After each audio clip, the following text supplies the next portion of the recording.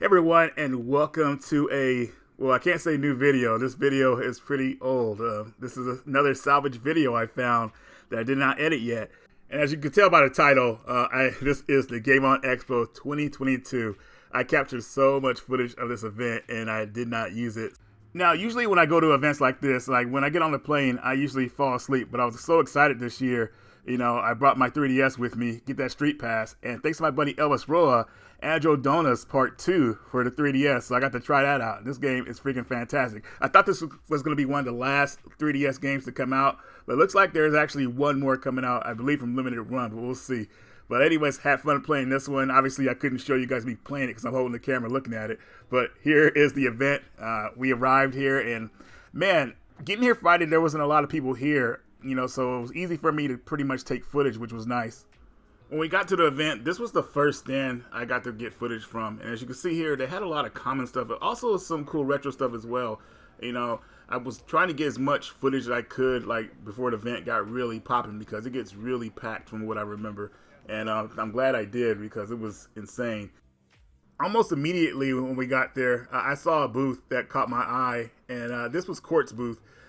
He's from the Utah Retro Gamers group, and he does a lot of selling, and he had some great stuff. We were probably like talking with him for almost like a good 30 minutes, and at these conventions, you got to keep moving, but we just were talking and trying to make deals. So really a lot of fun talking with him. What's funny about coming back and watching this video is that I don't really remember a lot of this stuff. There were so many tables that we were at, like hunting for games.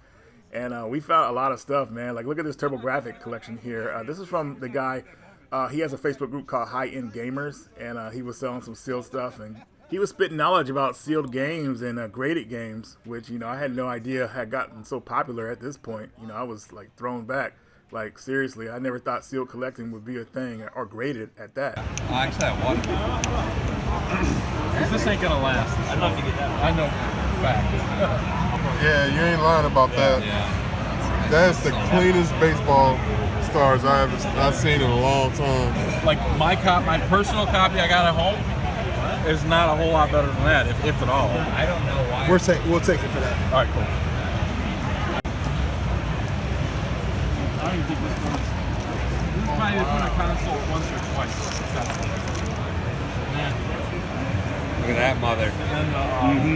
I know, right? Yeah, I recently bought that, and I had an issue with the guy wanting to ship it because he didn't want to ship it. Oh, really? He's like, I don't want to break it. Yeah. And he's like, I lose out if it gets broke. Yeah, those are tricky, man.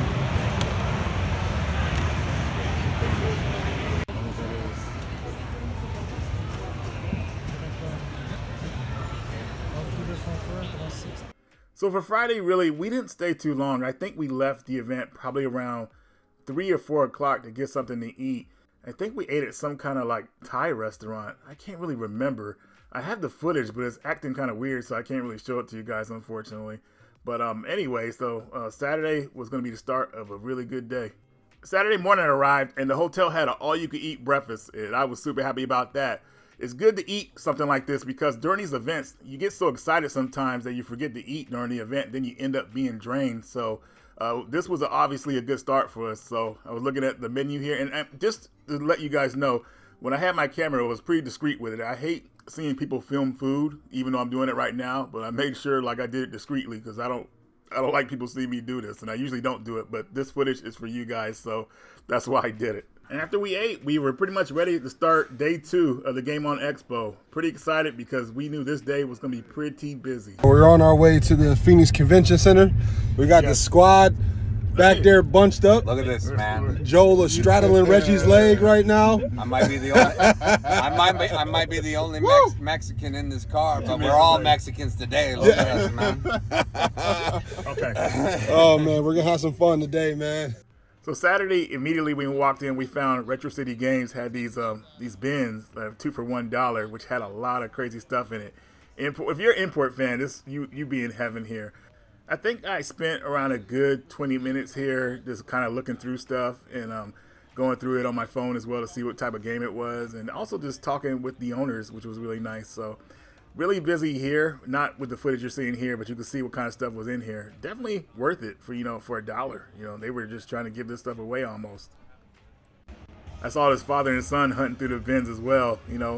Man, people were in hunt mode. It was pretty intense, but it was just a lot of fun. So I definitely think a lot of people would like coming to this event. I have to admit, Saturday was pretty overwhelming. I saw so much stuff that I was interested in, but I had to hold back, because I had got so much stuff on Friday that I was like, I just need to relax a little bit. But there were a couple things I was looking at, but you can see the prices here and how stuff was. I thought this booth was pretty cool. I think I only came back here twice though, but I meant to come back again, but I forgot. Here's the pinball section. Now this is where I wish I would have spent most of my time at the show because I love pinball, but unfortunately I just kind of forgot about it. But I did capture some footage that you're seeing here. As you can see, in some of the security guards on their break time got to play some games, and just overall just a nice section of games to play through. It wasn't too crowded, so you were able to play the games you wanted to. And if someone was playing a game that you liked, they weren't playing it for long, so definitely a cool section to be at.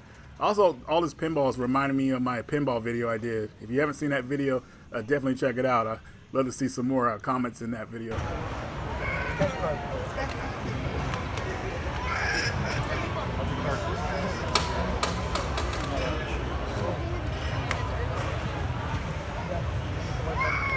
is back into artist out.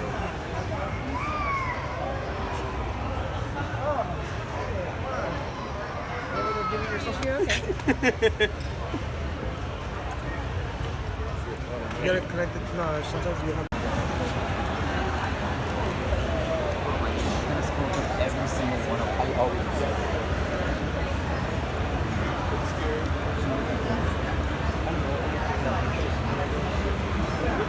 This one's pretty sick. I believe in this one. Oh my goodness, what is this? Some cards.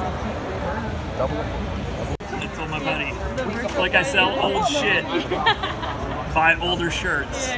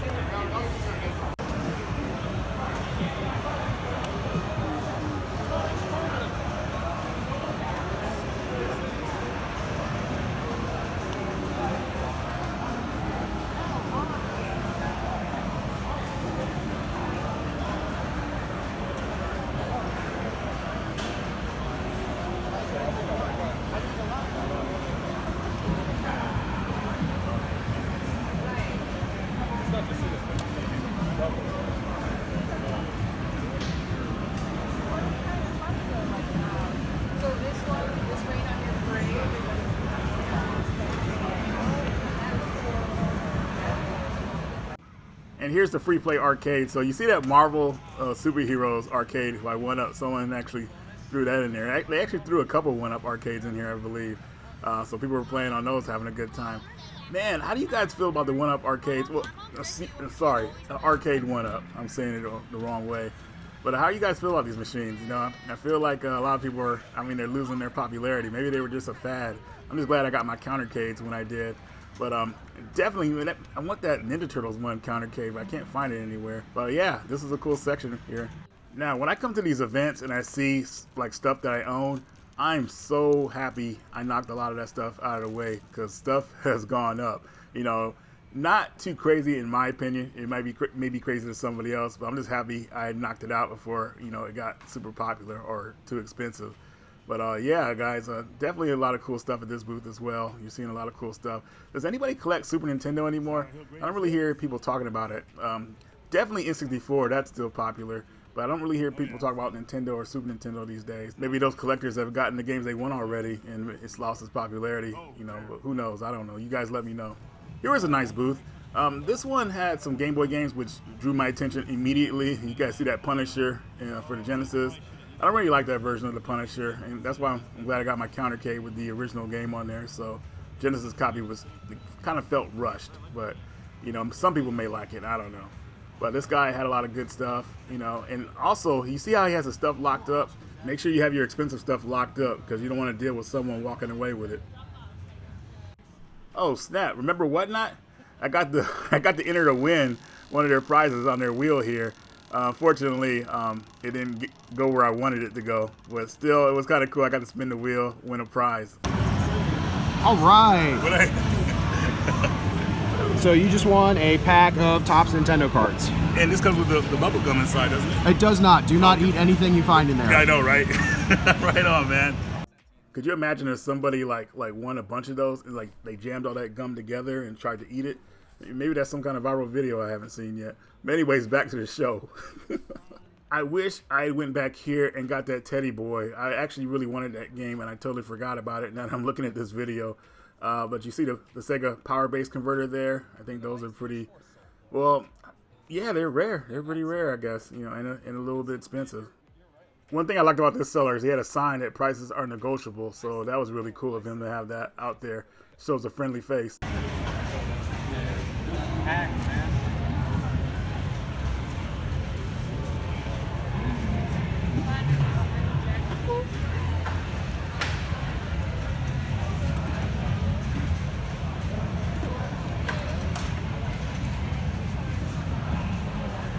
So it's only like a 4-hour drive for you guys, right, to get back to Vegas? Yeah, it's about 4 hours. Yeah, that's not bad. Not too bad at all. Blasting down here. BGA graded.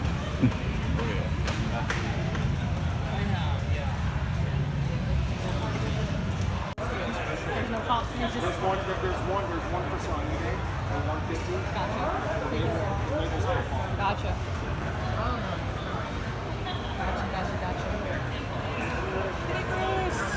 Favorite. I do have that one. Huh? I do have that one. Sweet.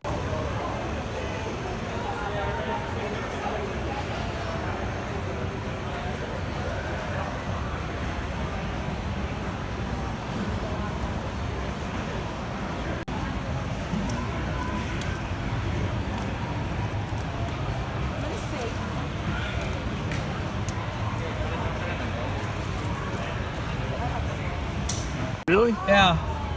I think he was just a beta tester or something. He was saying that like Japan was very, they were like, you should change some things, and Japan was like, nah.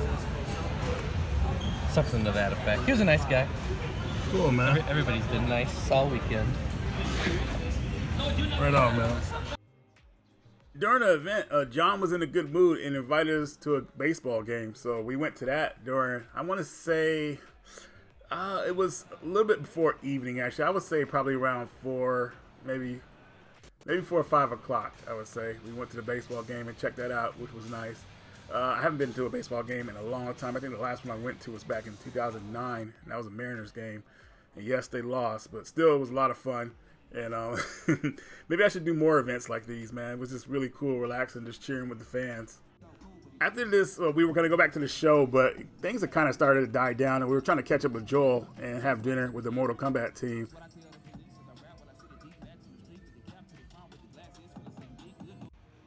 We went back to the show, and yes, it was still very much packed. And at this time, I was using my iPhone 5 SE, which wasn't working very well, so it was hard to get signal in here and catch up with Joel.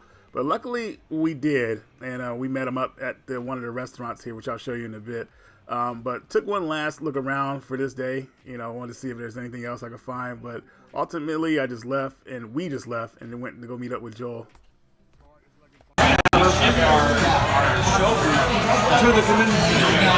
Yeah, that would make a lot of sense. I gotta say I was mad at Joel for a minute, but now I'm okay. Reggie! What's up, buddy? Reggie! All right, so now Sunday arrived, and this day was pretty much a blur as well. But what I remember about this day the most was that Jason was supposed to be at the event the day before. We were supposed to do a panel together, and unfortunately, the flights were delayed in Seattle. So Jason got there, I believe, late Saturday, and I didn't see him until like the mid-Sunday, actually, a little bit, maybe a couple hours before our rescheduled panel. But how I met up with him was pretty hilarious. So I was playing Punch-Out on this. This kid had this portable like Super Nintendo he's walking around with, and you could pretty much like fight against people, and it would like stream on his Twitch channel, so you can see me fighting Dragon Chan, and I was pretty much getting him the business, you know. And then all of a sudden, while I was fighting, Jason walks up while I was in the middle of the game. It was hilarious, but I didn't want to stop fighting because I didn't want to lose, so I kept playing a bit. And then we greeted after that, but it was pretty hilarious. Like, out of all the times I meet up with him, it'd be at something weird like that. So it was pretty cool. Is that energy back? Right on. Joel, master died, man. You see this? You want to play? So sick. Yeah, right. He's the guy. Oh, okay. If you got like Excite Bike or something, yeah. Just the SNES Classic. Well, 30 games.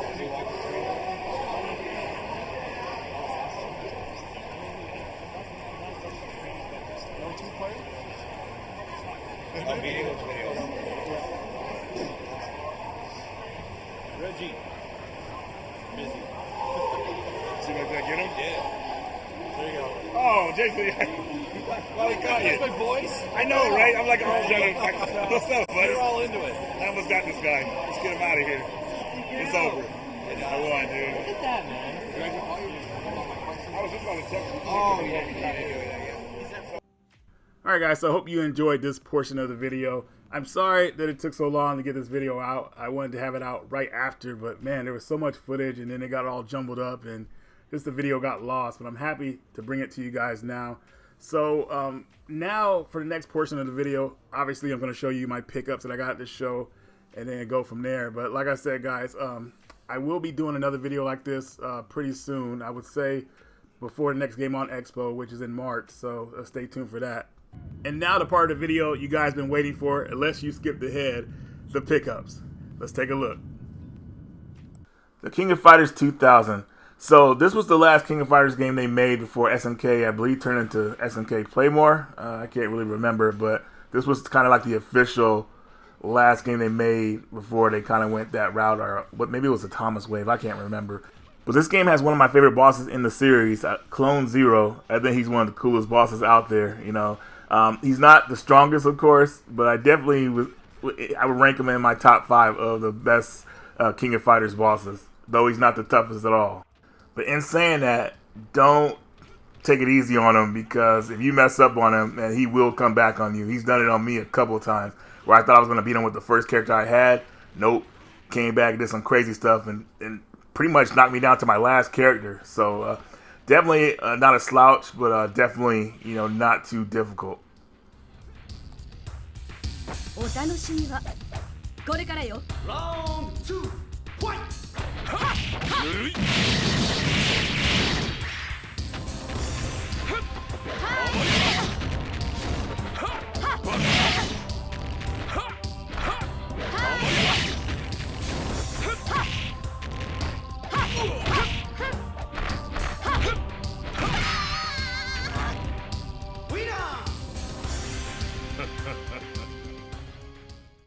So I played X-Men Mutant Academy back on the PlayStation, and I really liked the game. This kind of came out during the times, I would say, that the first movie came out. At least that's what I remember. But seeing the Game Boy Color version, I said, hey, let me try this out too. It's probably similar, and it was on the cheap.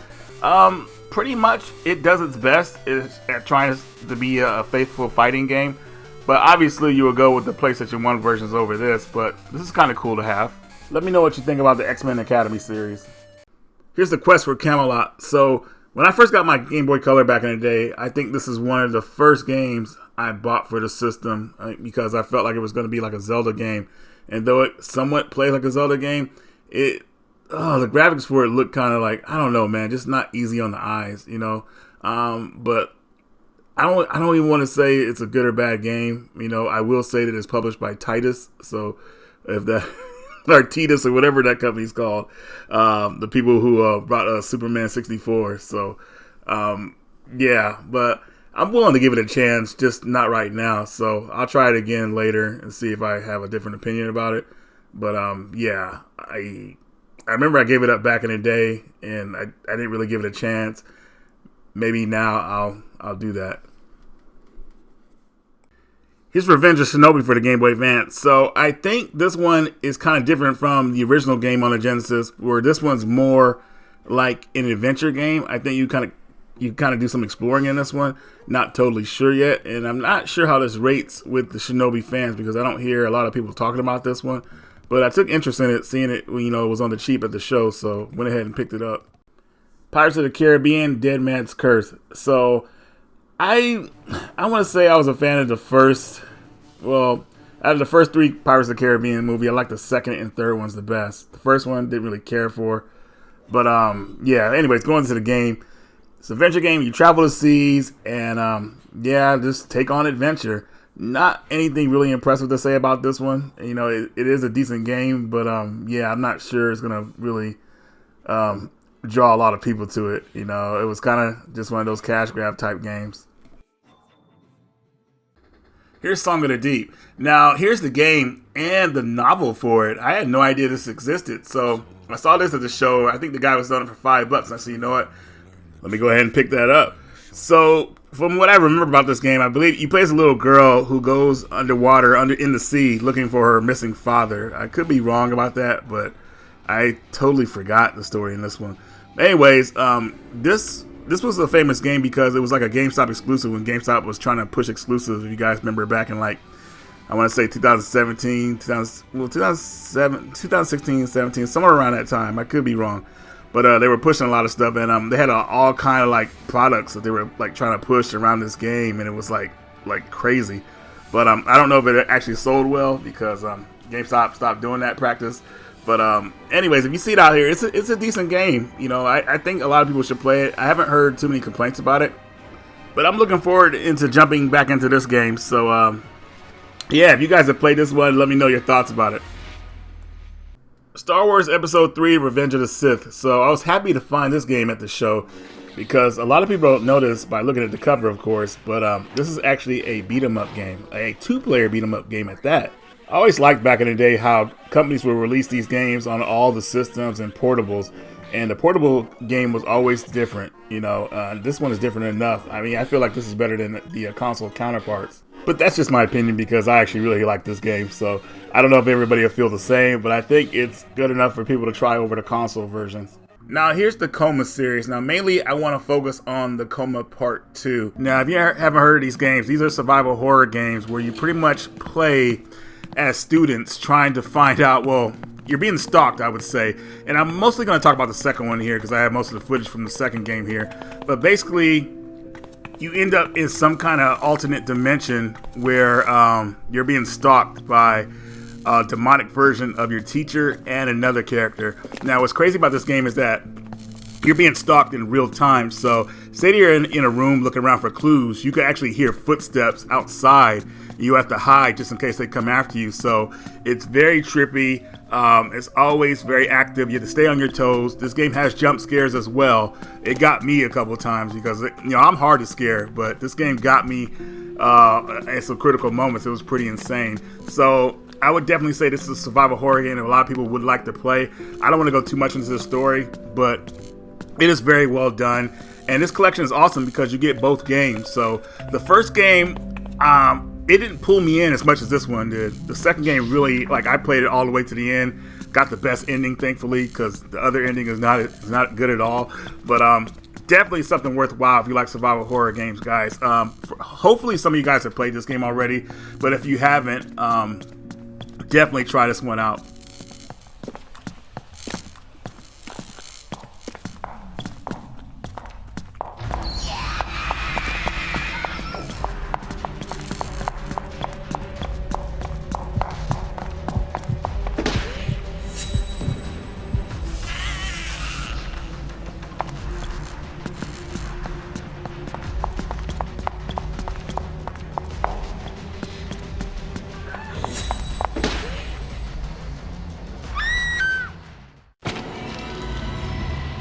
Here's Herbie, fully loaded.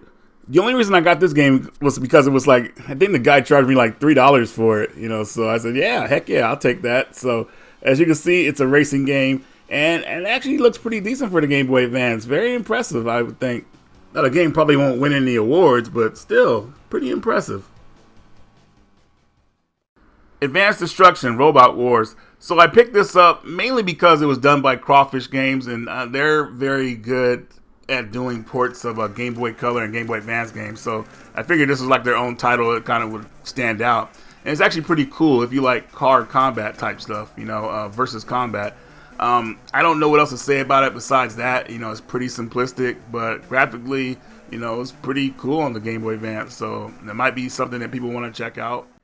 Here's the Mask of Zorro. So with this game, it's based off the movie of the same name, but the problem with this game is that well, it's an adventure game first of all, but the problem with it is that the game's pacing is pretty bad. Like every enemy you face in the game is almost like a boss battle, and it kills the pacing of the game. So you kind of dread like running into enemies if you can't avoid them. But and also too, I found out I think this game actually has a bug in it where you can't even complete the game.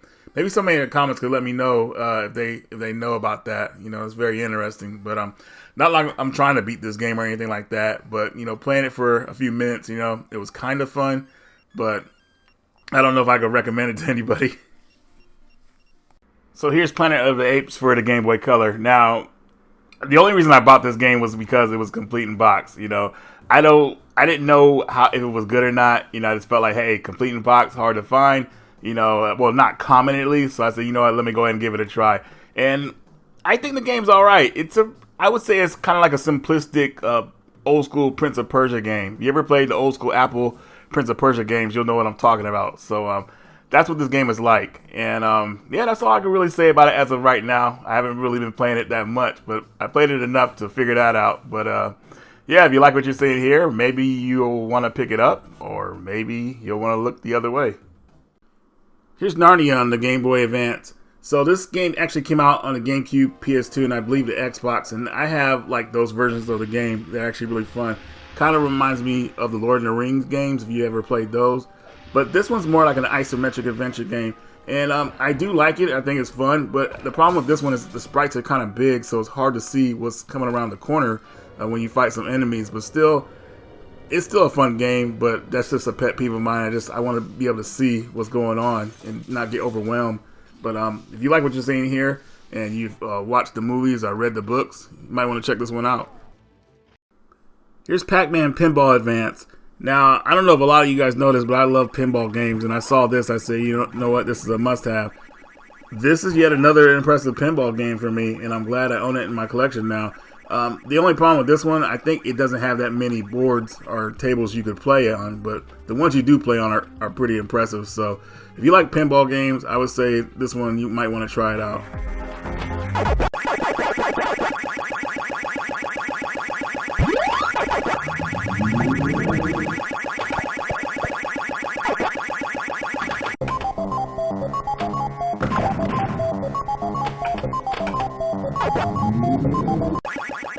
Samurai Showdown Neo Geo Collection. This was one of the first games I bought at the show, and I had to get it because it was the Pix and Love version. You know, I love those shock boxes they made, so I had to pick this up. With this collection, I now have both of these games, these collections, on my Switch and the PS4 system. But mainly, I'll be playing this on the PS4, I would say. So, saying that this is the Neo Geo collection of the games, it's gonna pretty much exclude Samurai Showdown 6, which I go back in between that one, between 3 and 6, which are my favorite ones. Right now, it's 3 again because that was the first one I got good at. But going back to these games, man, it brings such nostalgia. You know, I've seen these games as a kid, man. They were brutal, you know, and it took a lot of skill to get good at these games, you know. I wasn't really able to learn the first 2 games because everybody was always playing them, and I never really got a turn on them. And then playing the console versions, you know, it's just a slap in the face. Like, those versions were so nerfed down, it was like, wasn't even worth playing. But 3, nobody was really playing that one, and that's why I started playing it. So I got good at it, and it right now it's my favorite Samurai Showdown game. But this collection is definitely worth getting for any of the games. So if you see it out there, go ahead and pick it up.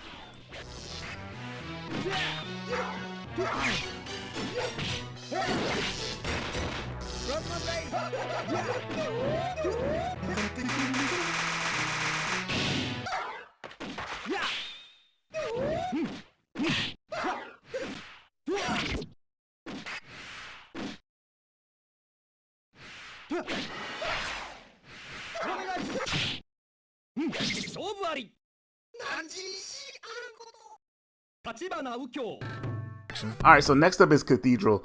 Now, when you first see this game, you're going to pretty much think of an NES game, kind of like an action-adventure game, very similar to something like DuckTales or even something like a Metroid-type game. Now, I didn't see too much story when I was playing this game, but it seems like you're playing as a knight who's trying to regain his memories, so I think most retro gamers will appreciate the gameplay and also the chiptune soundtrack, which is well done. Got some catchy music in here. I couldn't help but notice though, while I was playing the game, I really felt like this game is kind of nostalgic to DuckTales.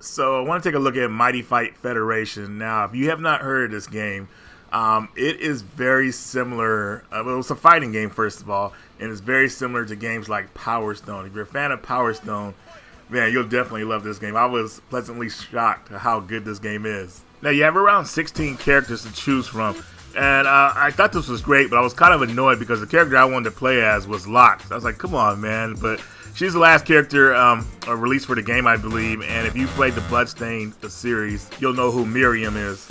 Now, you can have up to 4 people duking it out at once, but I only got to play the pretty much one-on-one battles, and I was kind of like struggling with those. I was having a good time, but I was trying to get used to the character I was using. Since I couldn't use Miriam, I used Kunio from the River City Ransom games. And I was doing pretty well at first, man, but the AI caught up to me, and I got my ass handed to me in the first match. But still, I was having a good time, and I can only imagine how this game is online with other people. So definitely keep your eyes out on this one, guys.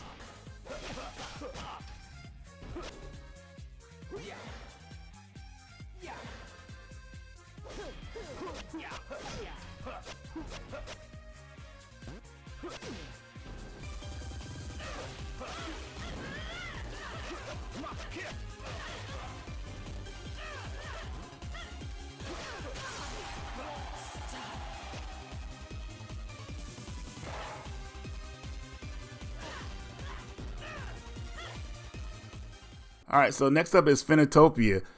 Playing this game, it really reminded me of one of my favorite Zelda games, Zelda 2.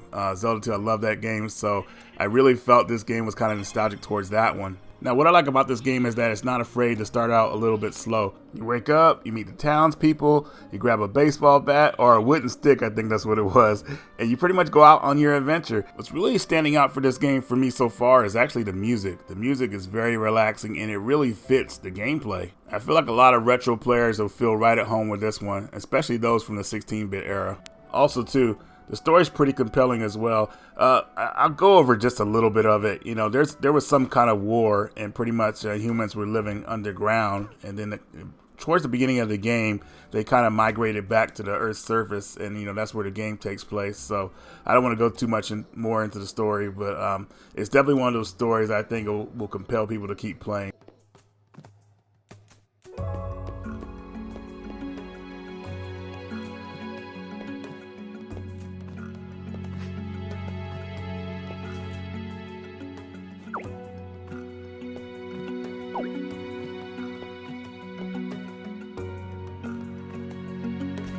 Alright, so Felix the Cat is really cool because it's very similar to Super Mario Bros. 3. And when I say similar, it's similar in a way of you get these different outfits that have these different features that'll help you during the adventure. It's actually pretty cool.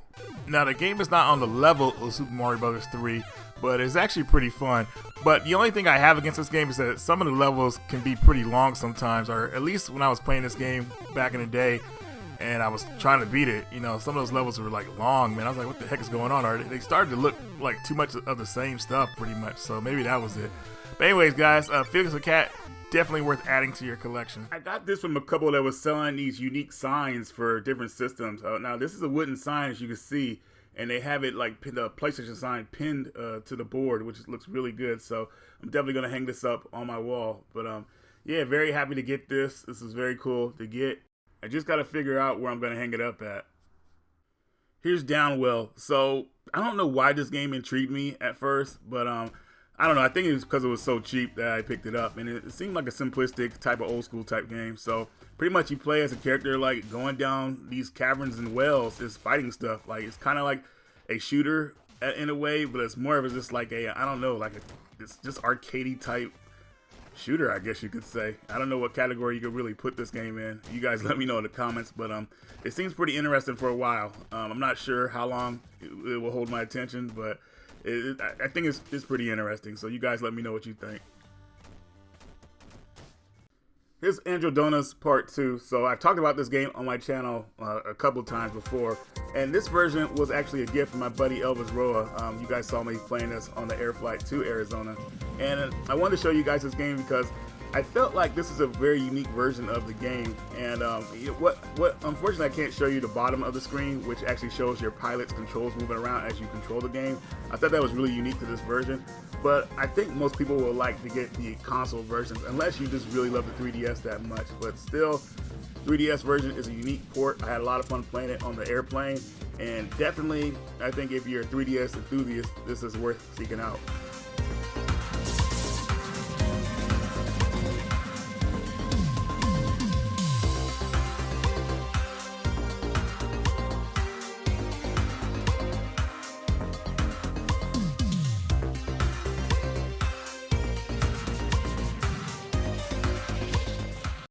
Here's Jesse Jaeger in Cleopatra's Curse. Now, while I was at the show, the creator of the game actually gifted me a copy of this game right before I was about to buy it.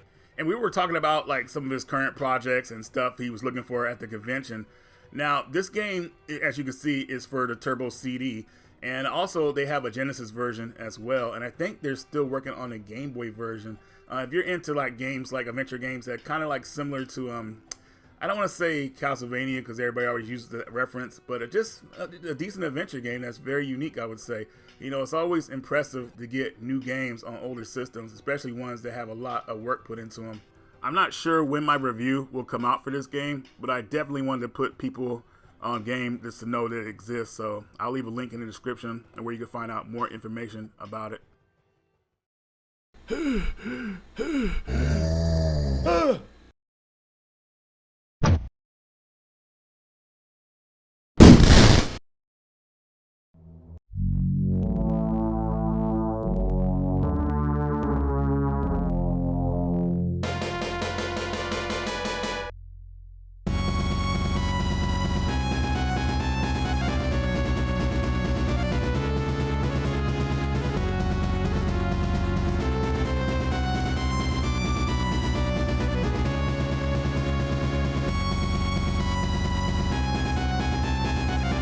Here's Guilty Gear Xrd Revelator for the PS3. Now, I've been looking for this version for a long time. It was very uncommon, and they pretty much made limited quantities of this one.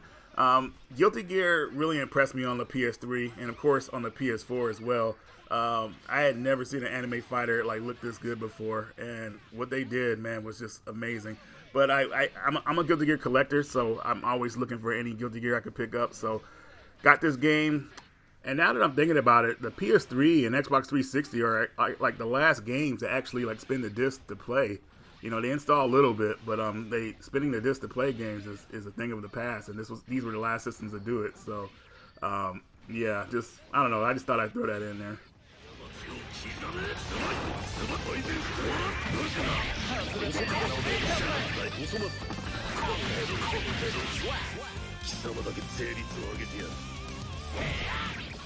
I picked up a sealed copy of Castle Shishigami for Xbox, and I don't remember what the difference was between this and the PS2 version. I think it was the anime cutscene in the beginning. They were trying to see if, like, at the time, if shmup would be popular on Xbox in Japan, and I don't think they really were until maybe the 360. But I'm not really sure about that. But anyways, you can find this game on the PS2 in America. I think it's still fairly cheap, and actually, they're actually making a re-release of it for the Nintendo Switch, so you can get that version now. But I got this a while back and definitely just wanted it because it was a good pickup for me. Oh, now that I'm thinking about it, guys, this is part 1, so part 2 is the one that's actually being re-released on the Switch. They skipped part 1 for whatever reason, so yeah, I just wanted to correct myself there. But anyway, so keep your eye out for this game on modern consoles unless you find this version for cheap. Spike Out. Battle Street for the Xbox. So now I remember one of the main reasons I picked up my copy of Castle Shishigami 1 because it came bundled with this game. I bought 2 games off of the guy, and this was a sealed copy of the game, and he sold it to me for half off of what it was going for. So I picked it up immediately because I've been looking for this Xbox game for a long time. Actually, when I first started looking for it, that's when the price started going up, and I thought the price would go down for it, but unfortunately for me, it kept going up. So happy to have this game in the rotation. Freaking this 3D beat 'em up really feels like a arcade game for the Dreamcast, I would say. So I feel like this game was probably being made for Dreamcast, but then with Dreamcast falling short in America, it was ported to the Xbox. I could be wrong about that. Somebody in the comments let me know. But definitely a fantastic 3D fighter. Pretty corny, but just brings back the nostalgia that we love from back in the day. So if you see this one out there and you like beat 'em ups, I would say definitely give this one a try. That was quick. Nice job, Void. You passed the test with flying colors. What did you expect from the notorious Void? From here, you're now a member of Neo Inferno. Inferno or influenza, I don't care. Just pay me. Alright guys, so that does it for this video. Hope you enjoyed. Radical Reggie, and I will see you all later.